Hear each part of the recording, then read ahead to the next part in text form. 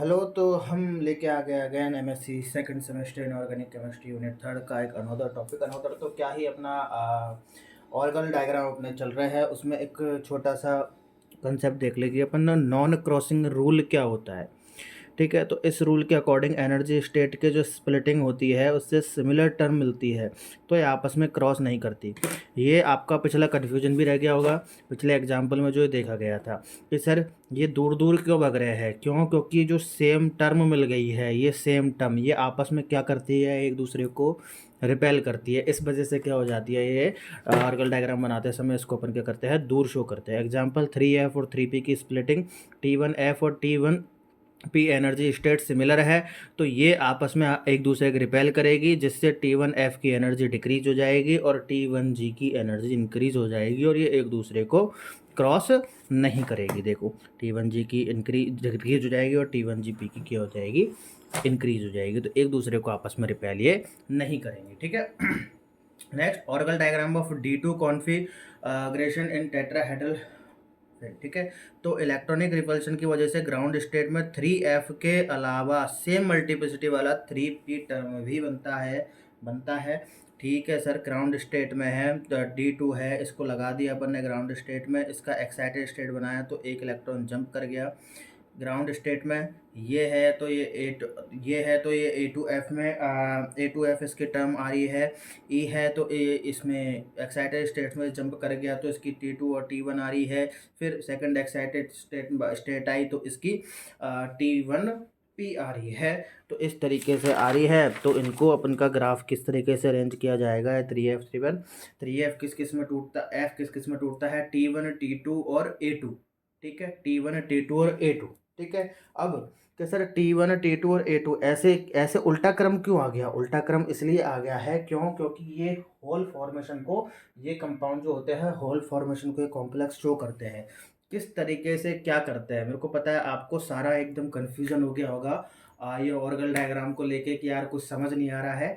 इससे अभी आप ये समझो, आपके नोट्स के लिए मैं नेक्स्ट वीडियो जो इससे जस्ट लाने वाला हूँ वो सुपर ट्रिक लाने वाला हूँ, उसमें आपका पूरा ऑर्गल डायग्राम क्लियर हो जाएगा, कैसे क्या होता है, ये रिवर्स क्यों हो रहे हैं, यही टर्म निकल के क्यों आ रही है, ये सारा कन्फ्यूजन मैं आपको दूर कर दूंगा। एफ को कैसे कैसे बांटना है कि सर याद नहीं हो पा रहा है, तो ये सारी चीज़ें अपन नेक्स्ट वीडियो में क्लियर कर लेंगे। तो आपको तो अभी मैं सिंपली बता रहा हूँ ये ऑर्गन डायग्राम कैसे बन रहा है, ठीक है।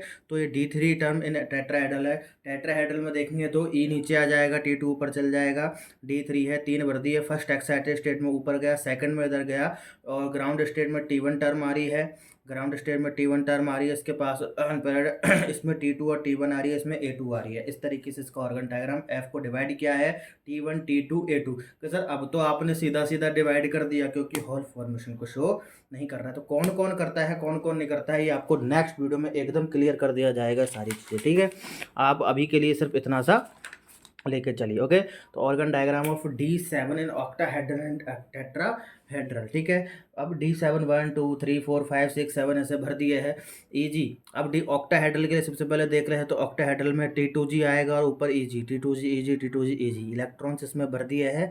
ये वाला ग्राउंड स्टेट जो है अपन को T1G टर्म आ रही है, इसमें T2G और T1 टर्म आ रही है, इसमें A2GF टर्म आ रही है, ठीक है।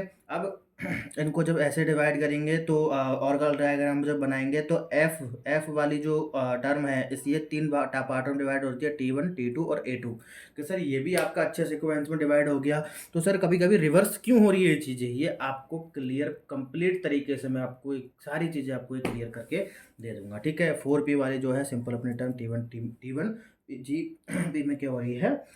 अब ये टेट्राहेड्रल में अगर अपन देखें तो सर टेट्राहेड्रल में ये एक दूसरे को रिपेल कर रही है, क्यों? क्योंकि ये क्रम जो होता है वो रिवर्स हो गया, A2 T2 और T1। अब जब T1 और T1 ये दोनों पास पास में आ गए तो एक दूसरे को क्या कर रहे हैं, रिपेल कर रहे हैं। तो एक दूसरे को रिपेल कर रहे हैं तो उनकी पोजीशन क्या हो रही है, अपोजिट हो जा रही है, ठीक है।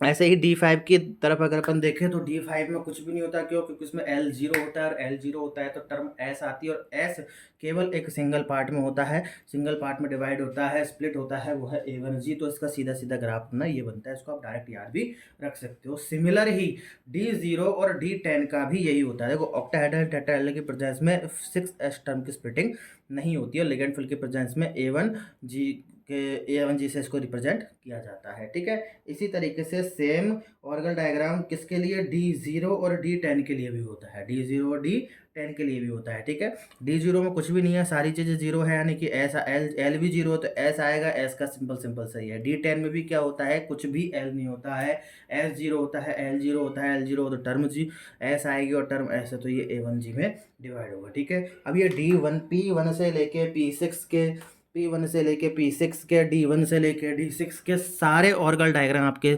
सामने मैंने रख दिए हैं पिछले 3 लेक्चर्स के अंदर।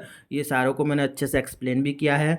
अब इनकी क्या ट्रिक है, कैसे बनाए जाएंगे, यहाँ तक तो ठीक था कि सर पढ़ लिया है, अंदर की चीज़ें देख ली है, नोट्स बन गए हैं, कोई समस्या नहीं आ रही है। लेकिन अब समस्या, मेन समस्या ये आ रही है कि अपने क्वेश्चन को याद करे कैसे, यही असली दिक्कत आ रही है। तो इससे जो नेक्स्ट लेक्चर अपने आने वाला है वो सुपर ट्रिक के ऊपर आने वाला है पूरा। उसमें ऑर्गल डायग्राम आपको D1 से D9 या D10 तक, D1 से और D10 तक, इवन D0 से D10 तक क्या कर दूंगा मैं, आपका चुटकियों में आपके ऑर्गल डायग्राम आप बनाओगे, ऐसी एक ट्रिक लाके मैं आपको यहाँ पर बता दूंगा। ठीक है, तो तब तक के लिए आप लाइक कीजिए, सब्सक्राइब कर दीजिए, और कोई भी दिक्कत आ रही हो कमेंट कीजिए। आपको नोट्स हमारे टेलीग्राम चैनल पर, जैसा कि हमने बता ही दिया, वहाँ पर आपको अवेलेबल मिल जाएंगे। ठीक है, तो like and subscribe. Thank you for watching.